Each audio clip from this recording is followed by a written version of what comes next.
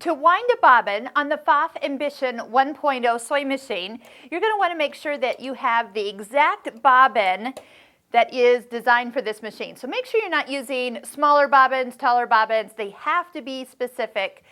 These are the standard class 15 plastic bobbins. They are actually really easy to come by at just about any sewing machine store. So we're going to start off by winding a bobbin and then getting into how to thread the machine. So this particular spool, let's take a look at it. You see that is one of the cross-wound threaded spools. So this one I'm actually going to lay down and use a corresponding spool cap that matches that spool end. See how it's a little larger? So I picked the larger spool cap to put on there. Now, if I was using a thread that is more what's called stack thread, you see that on certain brands, you want to put the thread to come off the vertical spool pin, and it can come here, and now you can hear it's sounding a little rough. What I would recommend is taking one of those, the felt pad that comes with this. We definitely don't need a spool cap on top of it because it's not going anywhere, but this would be the proper way to put a spool on that would be a stack thread. Now let me tell you something about threads. The quality of thread you pick for this machine is going to make a difference. So you do want to make sure that the more you spend on thread, the better quality it is, and if you are having problems with the machine at all, first change a needle, second change your thread, and see if that makes the difference. So for winding a bobbin, we're going to start by taking the spool thread and coming to this first guide. All the guides are nice and open, so at any time you can just slip it in with two hands. Next, we're coming over to the little pre-tensioner, and I kind of am lifting up this little bob button so I can show you that the thread needs to actually go underneath that. If it doesn't, you're going to get a bobbin that's wound kind of fluffy. It doesn't look very good. Follow the picture of the way to go around this, and that actually means traveling clockwise all the way over and kind of crossing over itself. Next, we'll take the thread and our bobbin, and I'm going to thread it through the inside out in one of these holes.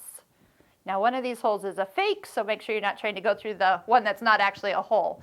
When you slide this down, you're going to hold your hand straight up above the bobbin and push the bobbin into position. When that has been pushed over, did you hear the machine beep? And the bobbin winding symbol actually came on. Step on your foot control and begin to wind the bobbin. Let's make sure my tail doesn't get in there. There we go. Once you wind enough, this tail will break if you're continuing holding on. And just finish winding a bobbin nice and full. If for any reason it doesn't fill up all the way to your liking, you can actually adjust this little kind of stopper, the white one right here, and move it just a little further away, and it will fill the bobbin right up to the edge as desired there.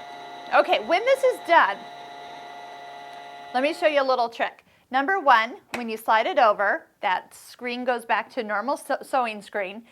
Before I go any further though, look at this. There's a little tail sticking up from when it broke off just in my fingers. Take your scissors and make sure you don't have any tail coming up above a bobbin.